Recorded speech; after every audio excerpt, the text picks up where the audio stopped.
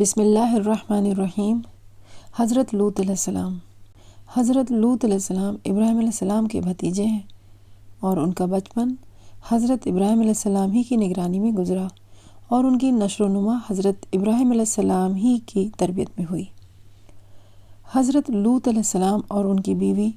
حضرت ابراہیم علیہ السلام کے ساتھ ہجرت میں ہمیشہ ساتھ رہے، اور جب حضرت ابراہیم علیہ السلام مصر میں تھے تو اس وقت بھی یہ ہم سفر تھے۔ مصر کے واپسی پر حضرت ابراہیم علیہ السلام فلسطین میں آباد ہوئے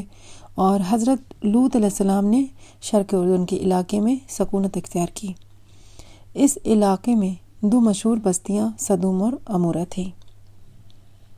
حضرت لوط علیہ السلام نے جب شرق اردن ٹرانس جارڈن کے علاقے میں ہے جو سدوم آ کر قیام کیا تو دیکھا کہ یہاں باشندے فاحش اور معصیتوں میں اتنے پڑے ہیں کہ دنیا میں کوئی برائی ایسی نہ تھی جو ان میں موجود نہ ہو۔ دوسرے عیبوں اور فحش کاموں کے علاوہ یہ قوم ایک خبیث عمل میں مبتلا تھی، یعنی اپنی نفسانی خواہشوں کو پورا کرنے کے لیے وہ عورتوں کے بجائے امرد لڑکوں سے تعلقات رکھتے تھے۔ دنیا کی قوموں میں اس وقت تک اس عمل کا قطعی ریاض نہ تھا۔ یہی بدبخت قوم ہے جس نے ناپاک عمل کی ایجاد کی، اور اس سے بھی زیادہ شرارت، خباثت، بے حیائی یہ تھے کہ وہ اپنی بد کرداری کو عیب نہیں سمجھتے تھے، بلکہ اعلانیہ فن و محبت کے ساتھ اس کو کرتے رہتے تھے۔ سورۃ الاعراف آیت نمبر 80 سے لے کے 81 تک کا ترجمہ اس طرح ہے جیسے کہ اللہ تعالیٰ نے فرمایا، اور یاد کرو لوط کا واقعہ جب اس نے اپنی قوم سے کہا، کیا تم ایسے فحش کام میں لگے ہوئے ہو جس کو دنیا میں تم سے پہلے کسی نے نہیں کیا، یہ کہ بے شک تم عورتوں کی بجائے اپنی شہوت کو مردوں سے پوری کرتے ہو، یقیناً تم حد سے گزرنے والے ہو۔ ان حالات میں حضرت لوط علیہ السلام نے ان کو ان کی بے حیائیوں اور خباثتوں پر ملامت کی اور شرافت اور طہارت کی زندگی کی رغبت دلائی، اور نرمی کے ساتھ جو ممکن طریقے ہو سکتے تھے ان سے ان کو سمجھایا، اور پچھلی قوم کی بدعملیوں کے نتیجے بتا کر عبرت دلائی، مگر ان پر بالکل اثر نہ ہوا، بلکہ کہنے لگے۔ سورۃ الاعراف آیت نمبر 72 میں آتا ہے، لوط کی قوم کا جواب اس کے سوا کچھ نہ تھا کہ وہ کہنے لگے، ان لوط اور اس کے خاندان کو اپنے شہر سے نکال دو، یہ بے شک بہت ہی پاک لوگ ہیں۔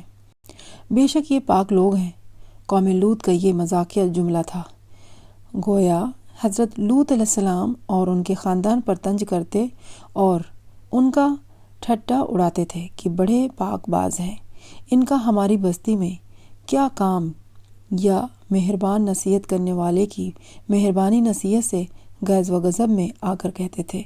کہ اگر ہم ناپاک اور بے حیا ہیں اور وہ بڑے پاک باز ہیں تو ان کا ہماری بستی سے کیا واسطہ، ان کو یہاں سے نکالو۔ حضرت لوط علیہ السلام نے پھر ایک بار بھری محفل میں ان کو نصیحت کی اور فرمایا،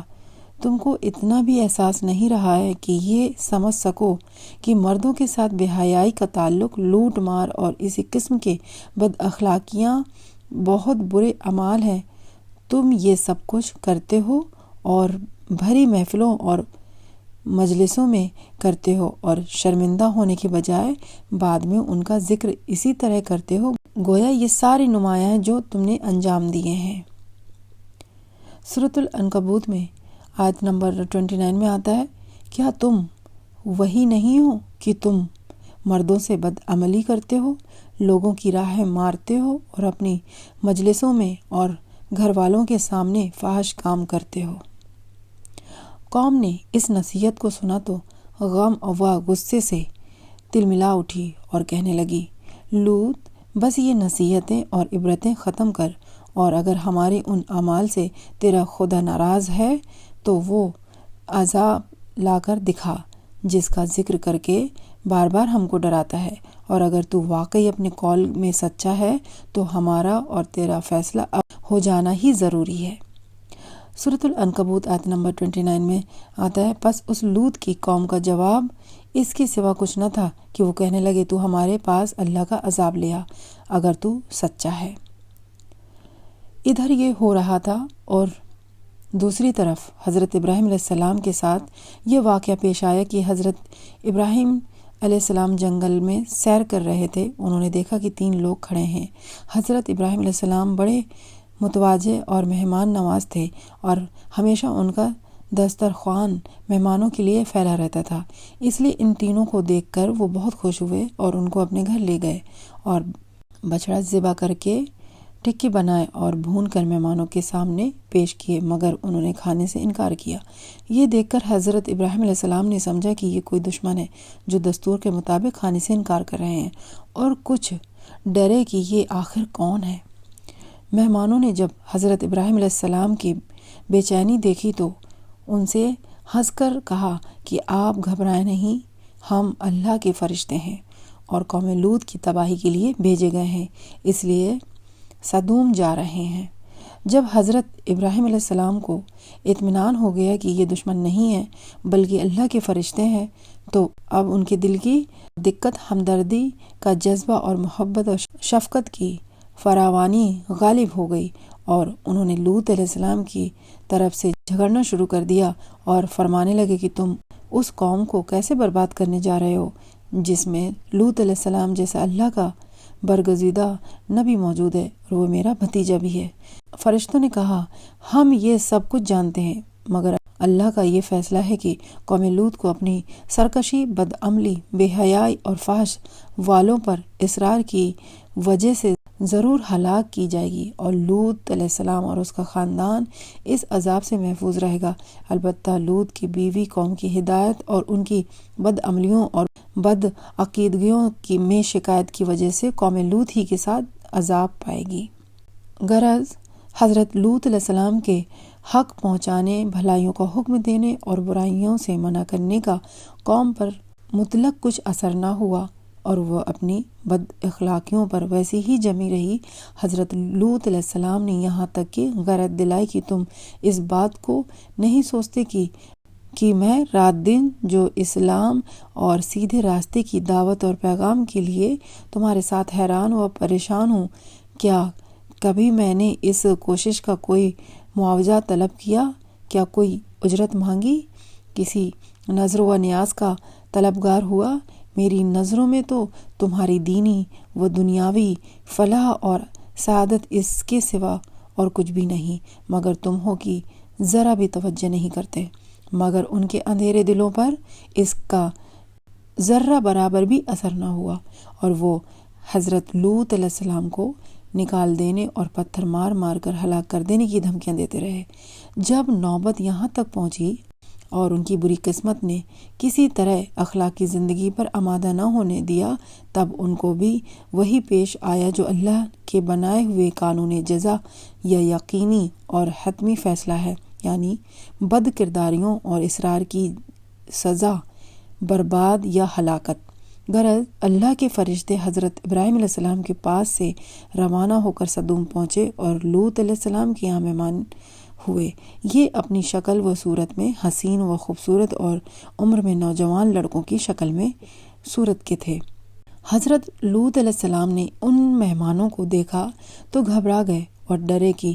بدبخت قوم میرے ان مہمانوں کے ساتھ کیا معاملہ کرے گی، کیونکہ ابھی تک ان کو یہ نہیں بتایا گیا تھا کہ یہ اللہ پاک کے فرشتے ہیں۔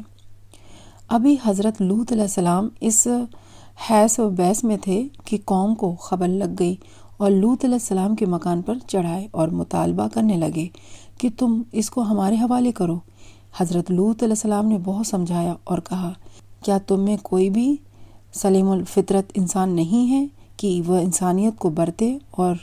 حق کو سمجھے؟ تم کیوں اس لعنت میں گرفتار ہو اور نفسانی خواہش پوری کرنے کے لیے فطری طریقے چھوڑ کر اور حلال طریقوں سے عورتوں کو شریک حیات بنانے کی جگہ اس ملعون بے حیائی پر اتر آئے ہو؟ اے کاش میں رکن شدید کی زبردست حمایت کر سکتا۔ حضرت لوط علیہ السلام کی اس پریشانی کو دیکھ کر فرشتوں نے کہا، آپ ہماری ظاہری شکلوں کو دیکھ کر گھبرائیے نہیں، ہم عذاب کے فرشتے ہیں، اور اللہ کے قانون جزائے اعمال کا فیصلہ ان کے حق میں اٹل ہے، وہ اب ان کے سر سے ٹلنے والا نہیں۔ آپ اور آپ کا خاندان عذاب سے بچا رہے گا، مگر آپ کی بیوی بے حیاؤں کے ساتھ رہے گی اور تمہارا ساتھ نہ دے گی۔